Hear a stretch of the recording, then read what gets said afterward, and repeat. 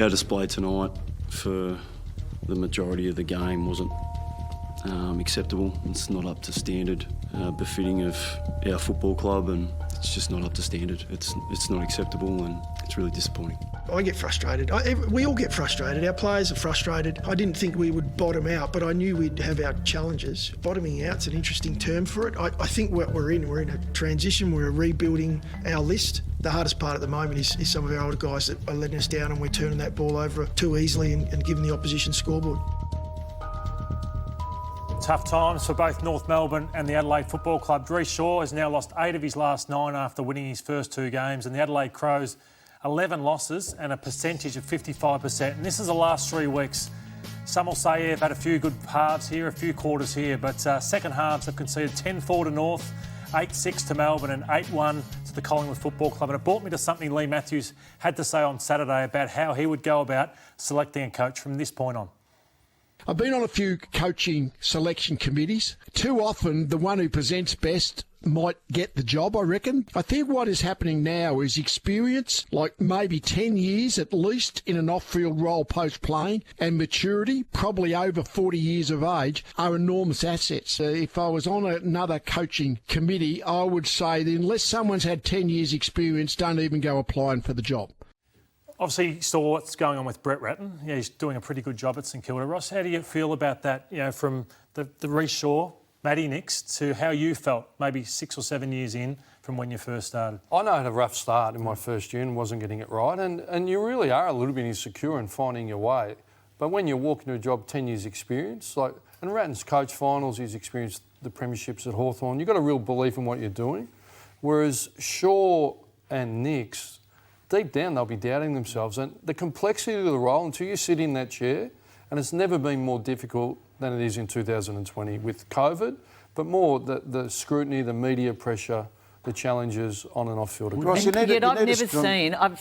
never seen 2 coaches have such bad years in terms of the on-field results, particularly Matthew Nix, and be under less pressure. That, to me, both of them are victims of a system that was well in place before they took on the job that has failed. They've come in to rebuild, Cara. This is not... in the case of North, the decision came a year too late. But it's like a building site. You drive past and there's mess all over the place, and then you come past a bit later and suddenly it's there. You go, how did that happen? Well, it takes a period to get there. They're still digging out the foundations. They haven't even got down to putting the foundations. But even the Giants and the Suns won a game, so surely Matty Nix must be every night on the pillow thinking, am I going to win a game as a senior coach? Ross, he must be asking that every night. Every week it gets harder. Every week. But I think North are different. They were rated the 6th best list in the competition. I think...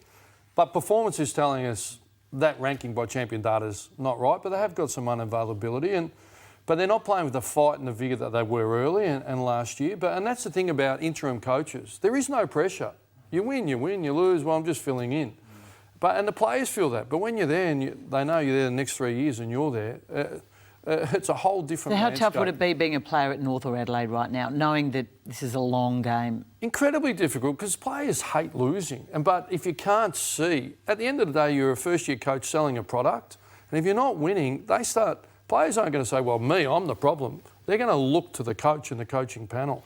And as a senior player, you want to win. So you've got to have great character and resilience to lead well. Like Sloan, he can do that in Adelaide. I've got no doubt about that. And Zeeble, they can do that.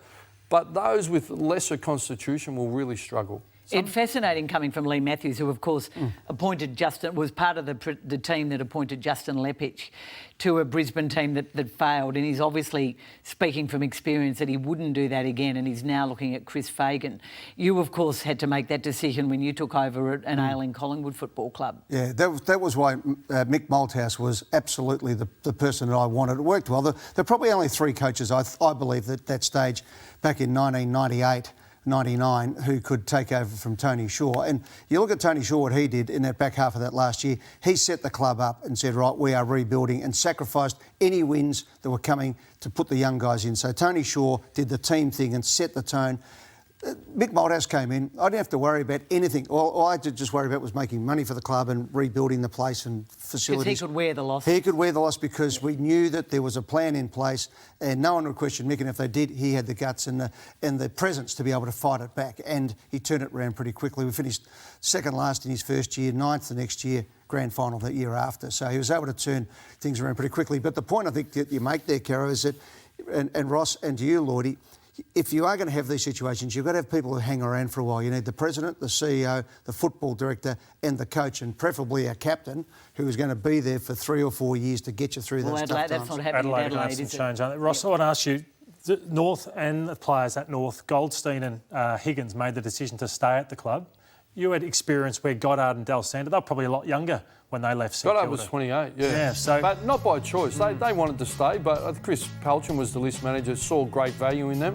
Let's get the picks in. But you want to get the picks right, which I don't think they did. So do you think if Higgins or Goldstein had some currency, would you let them move on? If one of them said, you know what, it's a win-win for us. We can maybe go and search for premiership and you guys can get something back in for me. Do you think you'd allow them to move on? Well, you've got to consider everything. Yeah. What you need when you're rebuilding, and what Fremantle did, I got there, Chris, your brother and Chris Bond, they said, we're going to rebuild, but we need to keep our 4 best role models, trainers, characters to bring them through. So they kept McPhail, Pavlich, Sandilands and Mundy, and then brought in the Hills and the Fifes, and away they went. The Saints botched it, clearly. Yeah, and that's what we think. St Kilda didn't do that because, I mean, there's been a nature documentary, Africa, Asia, elephant herds. Africa overpopulated.